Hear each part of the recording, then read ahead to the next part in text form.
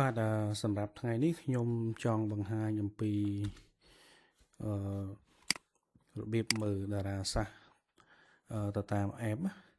ញ្ចឹងវាអត់មានអីទេគ្រាន់តែខ្ញុំបានធ្វើ app ដែលអាចមើលតារាសាស្ត្របានដោយខ្លួនឯងអញ្ចឹងណាអញ្ចឹងវាងាយទេគ្រាន់តែខ្ញុំអត់ដែលបានបង្ហាញពីមុនមកឥឡូវខ្ញុំចង់បង្ហាញតែប៉ុត app ហ្នឹងខ្ញុំធ្វើយូរហើយវិញធ្វើតារាសាស្ត្រយូរប៉ុន្តែផ្លេចធ្វើវីដេអូបង្ហាញបងប្អូន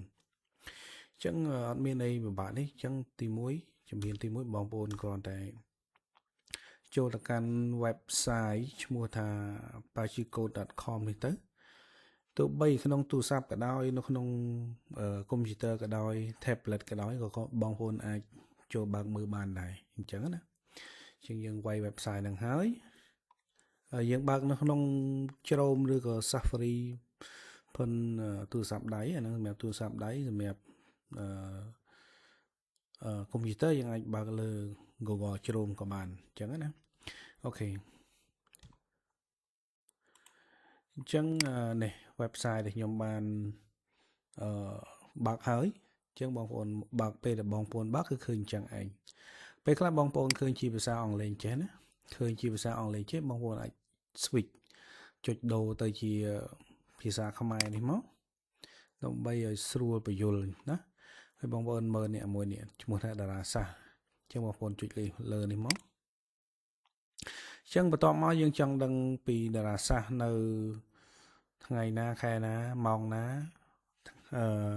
ឆ្នាំណាអញ្ចឹងណាអញ្ចឹងបងប្អូនអាចមើលតាមនោះមកមានឆ្នាំមានខែមានថ្ងៃមានម៉ោងអញ្ចឹងទៅតបមកនេះយើងthíchជាទូទៅយើងthíchកន្លែងនេះបង្ហាញថា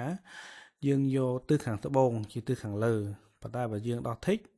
មានន័យថាយើងយកទិសខាងជើងជាទិសខាងលើហើយសម្រាប់នេះគឺជាថ្ងៃចែកឆ្នាំដោយសារតែបងប្អូនខ្លះរៀនគឺថ្ងៃចែកឆ្នាំថ្ងៃ4កុម្ភៈ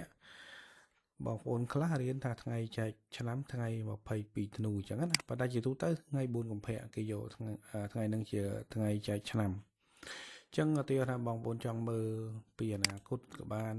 ឆ្នាំណាអញ្ចឹងណាខែណាអញ្ចឹងទៅឥឡូវខ្ញុំយកពេលបច្ចុប្បន្នតែម្ដងអញ្ចឹងខ្ញុំចុចកន្លែងពិនិត្យនេះមកពេលចុចពិនិត្យបងប្អូនមើលកន្លែងនេះគេប្រាប់ថាយើងពិនិត្យមើលហ្នឹងគឺនៅថ្ងៃទី26ខែ9ឆ្នាំ2025វេលាម៉ោង22:16នាទីអាហ្នឹងគឺយប់ណាអញ្ចឹងបន្ទាប់មកយើងមើលកន្លែងនេះសម្គាល់មានន័យថាម៉េចមានន័យថាពណ៌លេខពណ៌មាសជាតារាសាស្ត្រប្រចាំឆ្នាំអញ្ចឹងកន្លែងនេះណានេះរង្វង់ធំនេះរង្វង់នេះគឺជាតារាសាស្ត្រប្រចាំឆ្នាំអញ្ចឹងណាលេខពណ៌មាសនេះបន្ទាប់មកលេខពណ៌ខ្មៅជាតារាសាស្ត្រប្រចាំខែអញ្ចឹងទី2ណាទី2នេះជាតារាសាស្ត្រប្រចាំខែបន្ទាប់មកលេខពណ៌ខៀវជាតារាសាស្ត្រប្រចាំថ្ងៃអញ្ចឹងនេះណាជាតារាសាស្ត្រប្រចាំថ្ងៃបន្ទាប់មកលេខពណ៌សជាតារាសាស្ត្រប្រចាំម៉ោង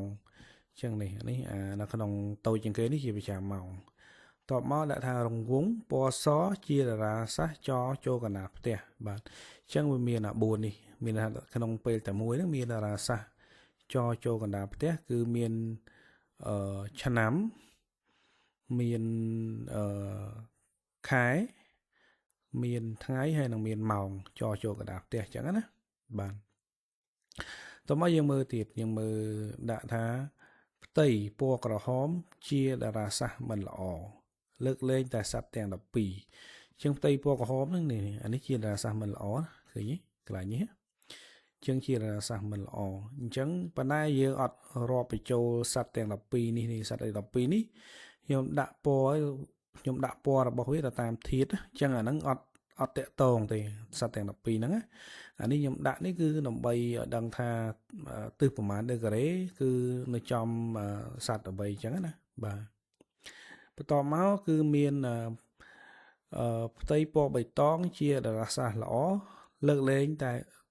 សត្វទាំង12ដែរបាទអញ្ចឹងផ្ទៃពណ៌បៃតងហ្នឹងគឺសំដៅអានេះសំដៅលេខតារាសាស្ត្រនេះកុំមើលអីជូតឆ្លើការថោះនេះអត់មែនទេអានេះគ្រាន់តែជាផ្ទៃដែលខ្ញុំដាក់ទៅតាមពណ៌នៃធាតុប៉ុនគេទេតបមកយើងមើល ផ្ទៃពណ៌ស្វាយនេះផ្ទៃពណ៌ស្វាយនេះមានន័យថាជាទិសឆុងប្រចាំមានទិសឆុងប្រចាំម៉ោងមានទិសឆុងប្រចាំថ្ងៃ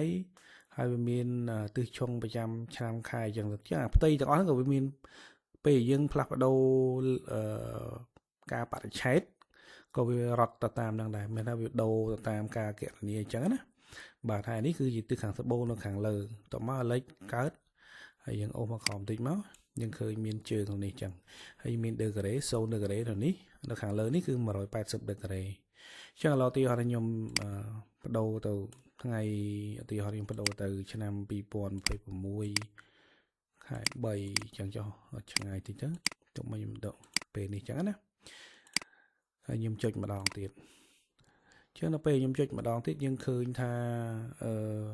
លេខតារាសាស្ត្រទាំងអស់ហ្នឹងវាមានការផ្លាស់ប្ដូរទាំងអស់ឃើញទេមិញទាំងខាងលើនេះវាអត់មានពណ៌ស្វាយឥឡូវវារត់មានពណ៌ស្វាយមានន័យថាទិសខាងហ្នឹងគឺមានឆុងប្រចាំថ្ងៃផងប្រចាំម៉ោងផងត្រួតស៊ីគ្នាក្នុងពេលតែមួយអញ្ចឹងណាអាហ្នឹងមានន័យថាអញ្ចឹងចំណែកអាខាងនេះមានន័យថាទិសឆុងប្រចាំខែនៅខាងនេះអញ្ចឹងទៅអញ្ចឹងក្នុងមួយទិសគឺវាមានរហូត90ដឺក្រេបាទមកទិសវាណា